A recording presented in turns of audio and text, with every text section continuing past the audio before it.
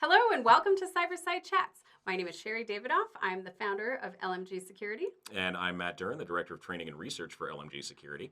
And today we're going to talk about the big news story that the founder of the Silk Road, Ross Ulbricht, was granted a full pardon by Donald Trump. Yeah. Yep. And that's pretty amazing because Ross Ulbricht was the subject of a multi-year cybercriminal investigation with a very dramatic takedown, which we'll go over with you guys. And he was then sentenced to double life imprisonment sentences plus 40 years, just to tack that on.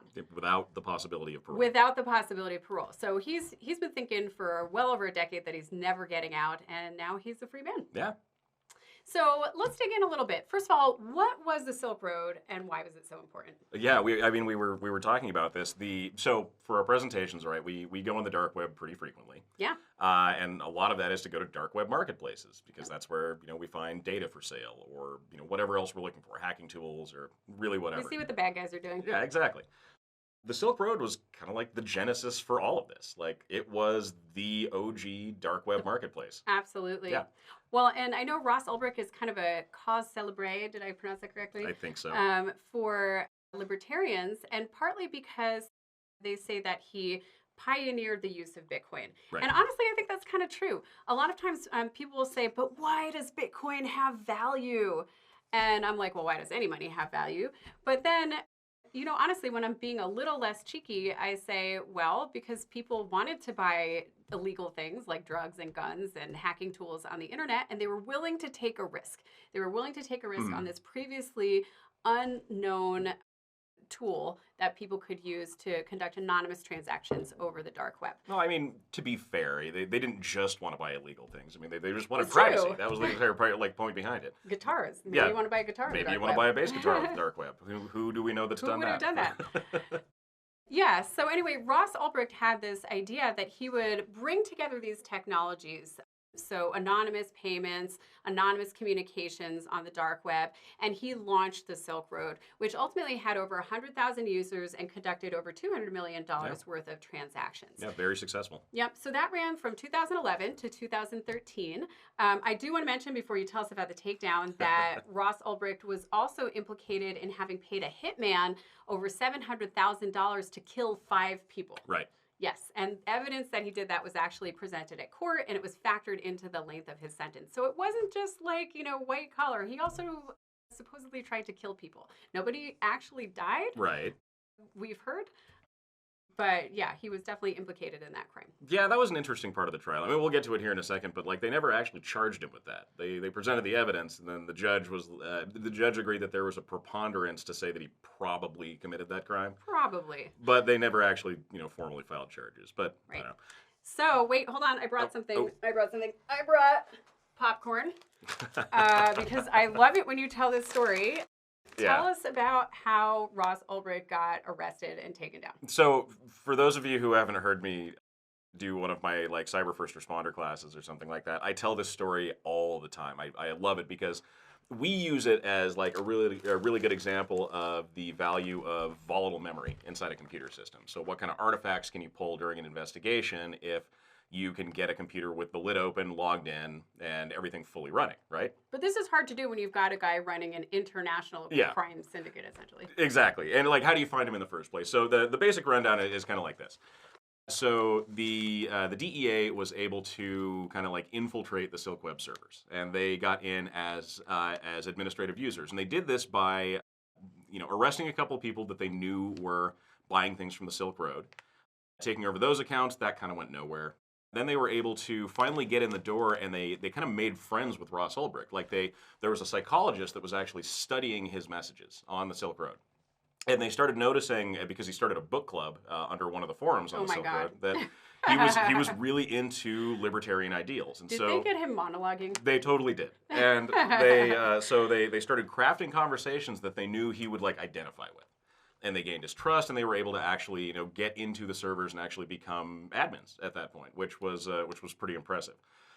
But while they were doing this, they were really focusing in on his conversation, how does he talk, what does he talk about, when is he posting, and they started noticing that all of his chats had Pacific time zone timestamps on them. So one of the big mistakes cybercriminals Yeah. can make is being in the United States. exactly, And he definitely was. it's a bad place to do cybercrime. But so now they had like at least a coast narrowed down to like where this guy possibly was. A little bit later on down the road, through like an international law enforcement effort, they were able to seize some of the Silk Road servers in Iceland. And so they started digging through the servers, and they were looking at the communications that Ross Ulbricht, who went by the Dread Pirate Roberts, after the Princess Bride. exactly, This great, guy is such a nerd. great Let me reference, just yeah. put that out there. But they noticed that like in the very early days of the Silk Road, like right when it came online in 2011, he wasn't going by Dread Pirate Roberts. He was going by the moniker Altoid. And Altoid was a name that he'd used on other forums before on the clear web that were also associated with his name. That's how they were able to finally figure out who Ross Ulbricht actually was. From there, it was just a simple question of finding where in the United States he was, which was San Francisco.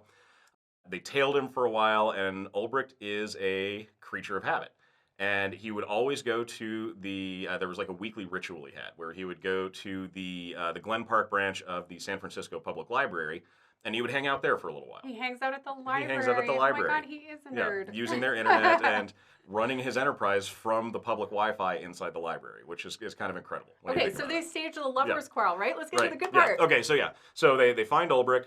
He always sits in the same place. He's got his back to the wall. He can see the door, and so the FBI has to figure out how to like trick him into They have to get not his paying laptop while it's unlocked, so he doesn't lock it. And this guy is paranoid. Oh, he's super paranoid. And so a couple of FBI agents staged like a lover's quarrel, like big knockdown, drag out fight in front of him. And I mean, who's not going to stop and take a look at that? He gets distracted, and they grab his laptop. Yep. And they had forensics tools ready to go. They were able to drop a thumb drive into it, pull data off of it, and then take the rest of the laptop unlocked, open, back to one of their labs to actually extract the rest of the data. And then they arrest from it. him, and bam, in May of 2015, he is sentenced to double life imprisonment. He was also sentenced to hundreds of millions of dollars of restitution. Yeah, like 130 some million or something like that. Yeah. It was, I think it was close to $200 million. And he was actually able to pay that in full because years later, they found a Bitcoin wallet that technically he still owned. Mm-hmm. And the amount of Bitcoin that was in there after so many years was billions of dollars. So he was actually able to pay back that restitution. Amazing. So yeah, he doesn't owe any money to the government anymore. There you go. Great. But okay, let's talk a little bit about why Ulbricht was pardoned. Part of that is because he has become a real symbol of the libertarian movement. He is known as a Bitcoin pioneer. And that's a little questionable. There's a Free Ross movement, kind of reminds me a little bit of the Free Kevin movement from the late 90s. But why do we care about this? And that's why we almost didn't do this, but it's just such interesting news, and it really will have an impact on all of us. Yeah. I mean, the more I think about it, the more I think actually this particular story may have a bigger impact than anything we've covered to date. So, why do we care about Ross Ulbricht's pardon? Well, I mean, I think the biggest part of this is just the simple fact that like a huge cybercriminal just got pardoned. Yeah. Right? So I think you used the word emboldened, which I like that word. Word of the day, emboldened. Perfect. So there's concern that this is going to embolden other cybercriminals. Right. Yeah. And this also represents a huge shift in U.S. federal policy because up until this point with the Biden administration and also previous administrations, we've seen a real aggressive approach to cybercrime, particularly with the Biden administration. And you could see that even in December when we got documents unsealed and published by the Department of Justice talking about how they managed to arrest one of the founding members of the Lockbit ransomware gang, someone who was an admin, someone who helped to develop that ransomware, and he was in Israel.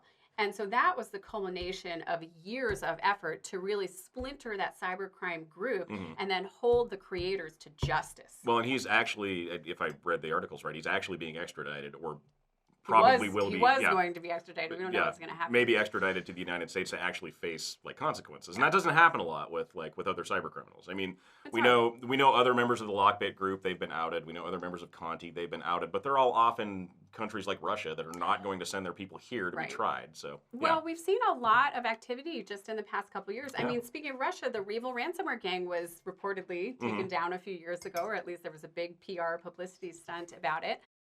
In December, we saw Attorney General Merrick Garland speaking about the Lockbit developers' arrest and saying the Justice Department is, quote, finding and bringing to justice the individuals that are responsible for building and running ransomware schemes. I mean, that is a purposeful, aggressive approach.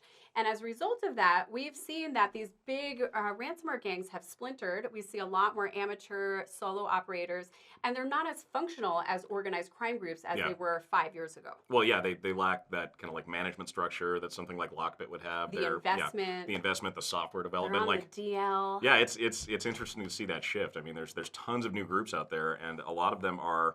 I mean, honestly, it kind of feels like a lot of them are just kind of flying by the seat of their pants when it comes to actually running a ransomware group. Yeah, which there's is a lot of frightening. risk. Like there's a lot of risk. If you're thinking about running a ransomware group, a lot of risk. But that may change. We'll see if this is the beginning of a trend with the Trump administration, if they're going to choose to continue to crack down, or if this is more in line with a new pattern, which I suspect, where they're not going to be as aggressive with cybercrime. Yeah. And that's going to have real implications for what we see in cybercrime activity, unfortunately, I think. No, I think it will. I mean, we've already seen a pretty notable shift in the stance on cybersecurity for this new administration. Yeah. The AI executive order that Biden signed in was nuked day one by Donald Trump, so that's gone.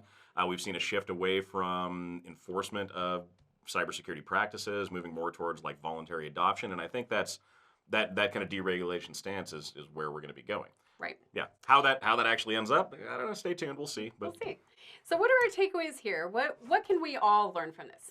Number one, we should probably be anticipating increased cybercrime activity. Yeah. Anytime you get a major cybercriminal actor that's pardoned, not that this happens very often, that can definitely embolden other cyber criminals. So let's be aware that this may lead to some more brazen attacks. And then I know you were talking, Matt, about how we really need to keep our finger on the pulse of any policy changes that may occur, right? Yeah, things are changing really rapidly, and so monitoring for those changes, knowing what the government's actual role in cybercrime and cybersecurity is, will be pretty impactful. I mean, that's going to determine, as you just mentioned, like the level of cybercrime that we're seeing. So those two things really go hand in hand. Just pay attention to the news, see what's happening. Yeah, absolutely. Another key takeaway here is to collaborate and share intelligence. So now's a great time to be joining industry groups if you're not already part of it, finding out how other people are planning for a potential increase in cyber attacks, and just prepare for cyber threats. Make sure that you're going to be alerted whenever things change. Yeah. So collaborate, share intelligence.